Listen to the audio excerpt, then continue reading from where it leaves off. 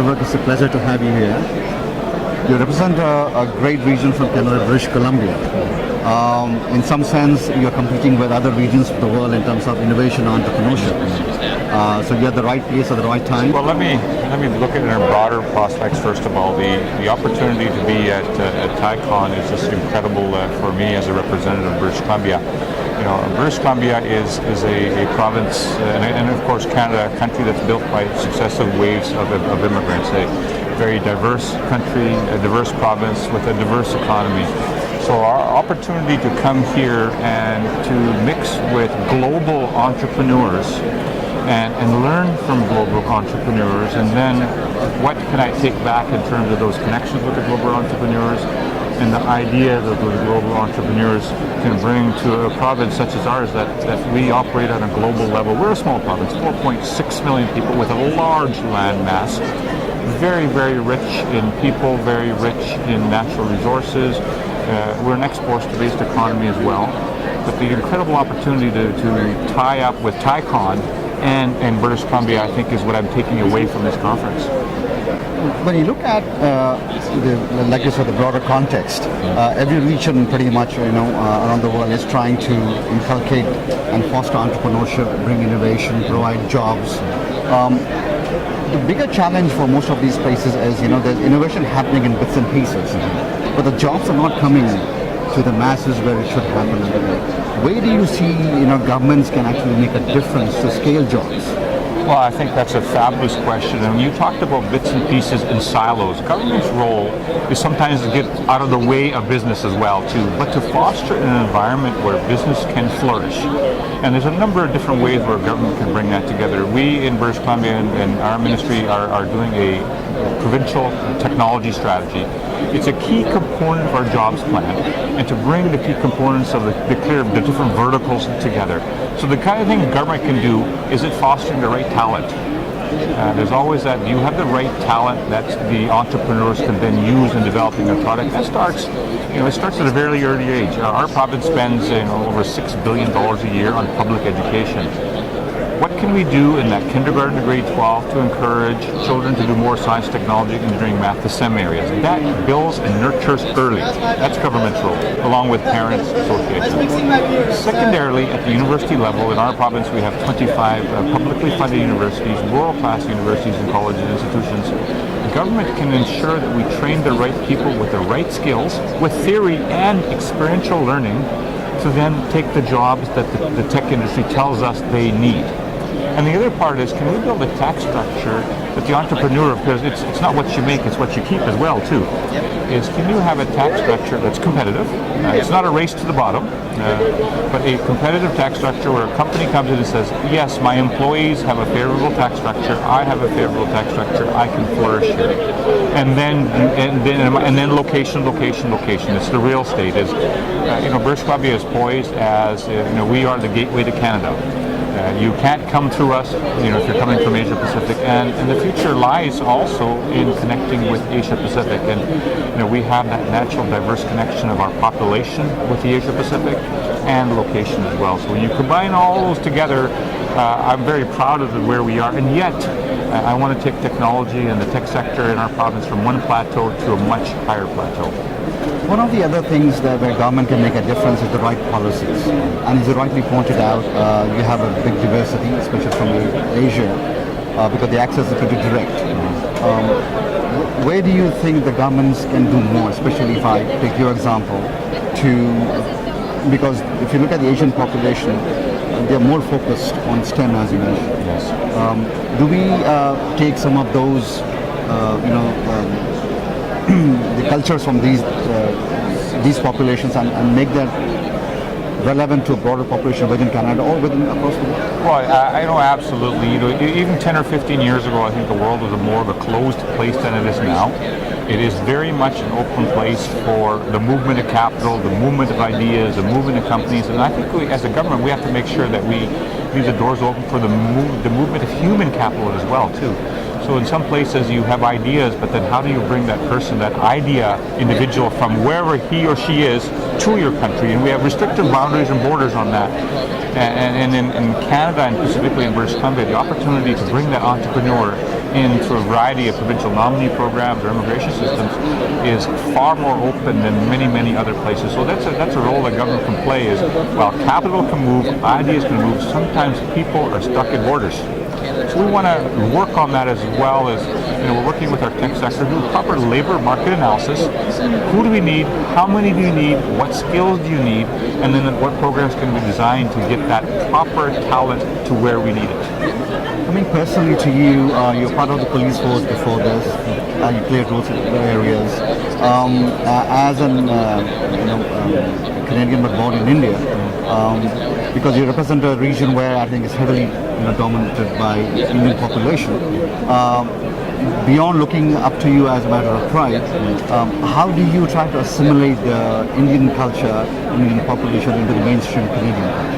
Well, if you look at some of the, let's just look at celebrations. Prime Minister Modi was in various parts of North America, but he made a point of coming to Toronto and then to Vancouver, to Surrey, to some of the suburbs. And I recall something very important he said in one of his editorials was, that India, of all the countries in the world, have the most to offer British Columbia and Canada, and in a familiar democratic environment. And as I met with Prime Minister Modi, along with my Premier Christy Clark, and others, is India is very interested in technology, education, our financial system, so we can meld and learn from each other. But if you look at our culture, there's very much a fusion of cultures. So when you have an Indian celebration, it is not an Indian celebration. It becomes a community and a Canadian celebration. I just use the example of Vaisakhi or other celebrations. You'll have 300,000 people will gather, and they're not all Indian, of Indian origins. They are of all backgrounds that come together to celebrate. We can infuse the ideas of family, culture, religion. You don't get defined by ethnicity, you get defined by your nationality, but the fact that we're all Canadians that have secondary languages and secondary cultures and secondary religions, but on the top we're all Canadian. What interests you the most, the role of a politician or the role of a community builder? Well, I was, as you mentioned, I was a police officer for 26 years, and I looked at myself as a community servant, in Hindi, a sevadar, or as a servant of the people. And then when I, retired from policing and went into this role into government, I look less at myself as a politician, but once again, a community servant. So I've been a community servant for 28 years. I have to listen to the voice of the community and what are all the voices saying, where are there sort of commonalities, and where can you take those ideas for everyday Canadians and everyday British Columbians and use those ideas. So somebody said you're a politician. I almost took an offense at it. It took me a second to think about it. I'm a public servant, always have been, and always will be.